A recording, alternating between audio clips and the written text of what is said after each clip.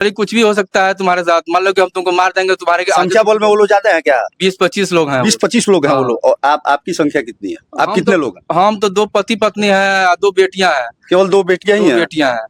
अभी हम मौजूद हैं जनपद देवरिया के सोहनपुर गांव में। सोहनपुर गांव में एक ऐसा पीड़ित परिवार मिला है, जो पीड़ित परिवार अपना जमीन जो है वो जाता है जोतने के लिए, तो उसको रोका जाता है। वहां पे जमीन को कब्जे में लेके और जबरन बोर्ड लगवा दिया जाता है, जबरदस्ती हथियाने का प्रयास किया जाता है और ये बोला जाता है कि ये जमीन जो है ये मुझे दे दो।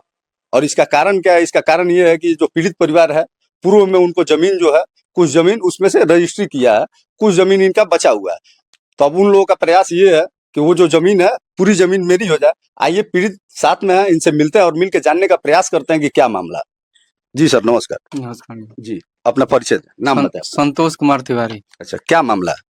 मामला यह है कि हमारी जमीन है, जी मान लीजिए हमारे पिताजी उसमें से 10 कट्ठा उनको लिख दिए थे, जी बाकी जमीन हमारा जो है हमारे कब्जे में होना चाहिए। जी और उसके लिए जो प्रयास हम वो किए थे, एप्लीकेशन दिए थे IGRS के माध्यम से, जी। तो वो कब्जा हुआ था हमारे। अच्छा कब्जा होने के बाद फिर से वो जोतने बोने नहीं दे रहे हैं। अच्छा। और मान लीजिए कि उनके घर में जो है 20-25 की संख्या है।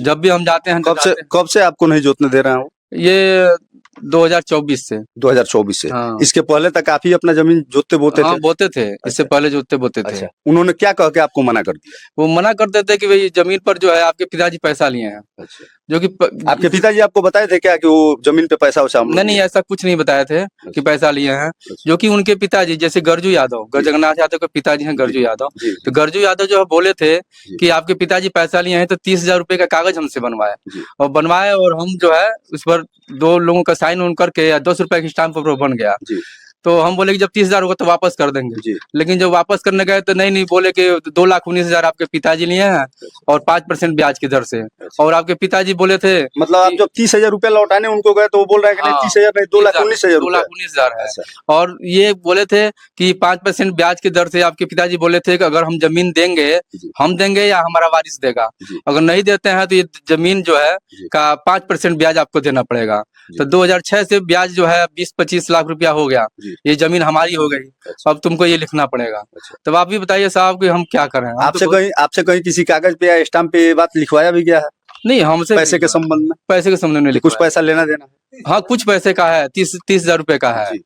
एसडीएम साहब लिखवाए थे। अच्छा। एसडीएम साहब लिखवाए थे जी कि कुछ पैसे का लेन देन है। जी। हम बोले कि ठीक है साहब, लेन देन तो है ही है, 30,000 रुपए का हम जानते हैं। जो कि गवाह लोग हैं, 2 लोग गवाह हैं। एसडीएम भाटपाल रानी? हाँ, भाटपाल रानी। एसडीएम भाटपाल रानी ने जी आपसे कह के और लिखवाया था? हाँ, वो लिखवाए थे जी, कि 30,000 रुपया जी। आपका है। हम ठीक है साहब, 30,000 रुपया हमारा है, जब होंगे हम दे करके ले लेंगे। जी लेकिन उसके बाद भी ये जोतने बोने नहीं दे रहे हैं। जी।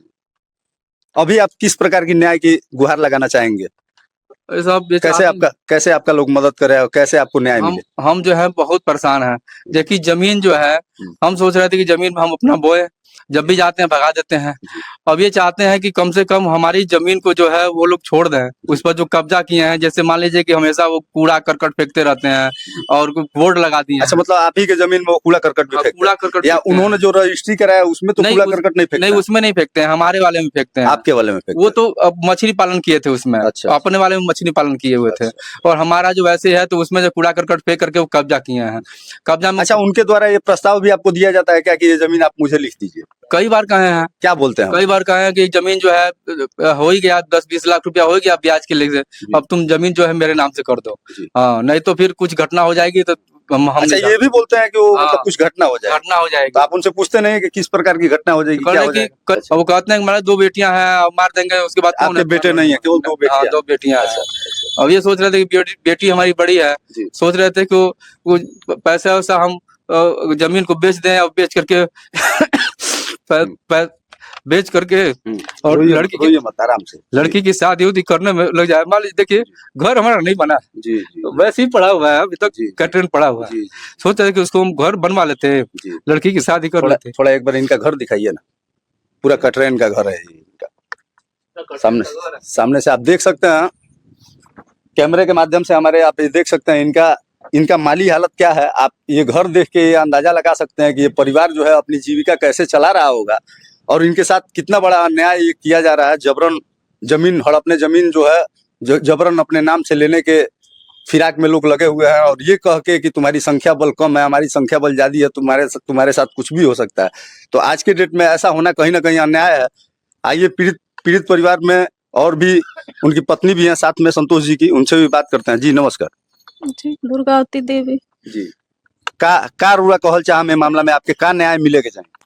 अन्याय यही मिलना चाहिए कि उन लोग को हमारा साथ बहुत अत्याचार कर रहे हैं, जी गुंडाई दिखाते हैं। जी जब भी खेत पे जाते हैं तो जी हम लोग यही सोचते हैं कि वही हमारा 10 कट्ठा खेत है तो हम उसको सेल करके जी हम अपना घर द्वार बनवा ले। जी।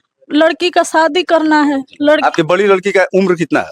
जी 20-21 साल की हो 20-21 साल की हो गई है। आज 2 लड़कियां ही हैं केवल? जी, 2 लड़कियां हैं। जी। तो तो यही किस प्रकार का क्या न्याय मिलना चाहिए आपको? हमको हमारा जमीन मिल जाए, हमारे जमीन पे वो कब्जा ना करे कोई भी बात का। आपका जमीन आपको वापस मिल जाए। है गोबर वो फेंकते हैं, जी। कूड़ा कसकर फेंकते हैं जी। जबरदस्ती दिखा करके जी। कि हमारा है। अच्छा, आप लोगों ने भी कुछ उनसे पैसा वैसा लिया क्या? नहीं ऐसा कोई बात उनके कहने के हिसाब से वो आपके ससुर जी को जो पैसा दिए थे जी। वही पैसा बस रहा है, उसके बीच में आप लोगों ने कभी लिया नहीं पैसा? कभी नहीं, ऐसा कभी नहीं। कभी नहीं। वही सत्येंद्र यादव हैं जी। तो उनके लड़के के सत्येंद्र यादव हैं, उनके लड़के हैं। सत्येंद्र यादव बिहार में मास्टर भी हैं। हाँ, वो भी मास्टर साहब भी ये बात आपको बोलते हैं कि ये जमीन आप मुझे दे दीजिए? वही बनाया है। आप क्या बोलते हैं? तो हम बोले कि हम कैसे कर दें उनको, हम जमीन कैसे कर दें? मान लीजिए हमारी जमीन है, हम अपनी जमीन को मान लीजिए 60-70 लाख की जमीन है, वो कह रहे हैं कि 10-20 लाख में तुम्हारा जमीन हो गया, ब्याज सहित हो गया, अब तुम्हारा ऐसे ही। जी। आइए कुछ लोग और यहाँ मौजूद हैं, उन लोगों से भी मामले में जानने का प्रयास करते हैं और देखते हैं कि गांव के लोग जो घर के अगल बगल के लोग हैं वो लोग इस मामले में क्या बोलते हैं। जी अपना शुभ नाम बताएं। मेरा नाम TN मिश्रा है जी। और ये जमीन संतोष तिवारी की जो इनके पिताजी के नाम था, जी। उनके मरने के बाद वासियत इनके नाम से संतोष तिवारी के नाम से हो गया। जी। 1 बीघा जमीन है। जब ये 10 कट्ठा जमीन इनके पिताजी पश्चिम दिशा में बेच दिए थे, जी। उसमें दिशा दिया हुआ था, जी। और पूर्व दिशा में जहाँ रोड है जी। ये संतोष तिवारी के 10 कट्ठा खेत है। अच्छा। ये बता रहे हैं फर्जी कागज में अगर 30,000 रुपया में दिए थे जी। और 30,000 में वही बटाही बोता था। जी। बाद में इसने बोने गया ट्रैक्टर लेके, तो ट्रैक्टर से जोतने नहीं तो बोलता कि ये जमीन हमें दे दीजिए। और ये अच्छा, इसके पूर्व में वो बटाई भी बोते थे क्या? बटाही बोता था 30,000 रुपये की जगह पर। जब 30,000 रुपया इन्होंने लिया था जी। तो तब से वो बटाही बो रहा था। जी। तो मान लीजिए 2006 से लेकर 2025 तक जो बटाही बुआ उसने, तो फिर उस पर ब्याज क्यों ले रहा? जी। खेत को बिल्कुल, अगर हाँ अगर ब्याज के एवज में हमने अगर खेत दे रखा है, खेत जब दे दिया है, अब खेत जब वो 2006 से लेकर 25 तक बोया, 24 तक बोया है, तो 24 तक बोने के बाद उसका ब्याज कैसे हुआ? जी। उस खेत के कमा के वो खा रहा है तो ब्याज नहीं हुआ। अगर हम खेत नहीं देते तब वो ब्याज लेते, तब ब्याज लेते। तो इसीलिए फर्जी कागज बनाकर इनको परेशान कर रहा है। ट्रैक्टर लेकर जाकर जोतने जाते हैं तो धमकी देता है, उल्टा सीधा धमकी देता है। तो हम तो यही कहेंगे सरकार से आदेश हो कि गरीब आदमी है, इनका जमीन इनको मिल जाए। मतलब पीड़ित परिवार को न्याय मिले, परिवार को न्याय मिले। और इनके बड़ी बेटी का शादी भी करना है। SDM साहब भी आए थे, मैं वहाँ प्रेजेंट था, और थाना से SI साहब भी आए थे, द्विवेदी साहब। उन्होंने फैसला किया, वहां पर आकर के कब्जा करके बोला इनको खेत बो दो। तो 2024 में इन्होंने गेहूं बोया था, और उसके बाद अभी 25 में गए बोने के लिए तो ट्रैक्टर लेकर भगा दिया, बोला भाग जाओ यहाँ से नहीं तो मारूंगा। यही बात है। काबिज होके और जबरन जोता जा रहा है। ये जब जोतने जाते हैं, जब ये बोने जाते हैं तो इनको मना किया जा रहा है। ऐसे पीड़ित परिवार को उचित न्याय मिले, और मुझे पूरा विश्वास है कि योगी बाबा की सरकार है, और इस सरकार में भू माफियाओं पे बुलडोजर की जो कार्रवाई है, पूर्ण विश्वास है कि ये बुलडोजर की कार्रवाई सारे लोगों के लिए एक समान है और सबको एक समान मिलेगी।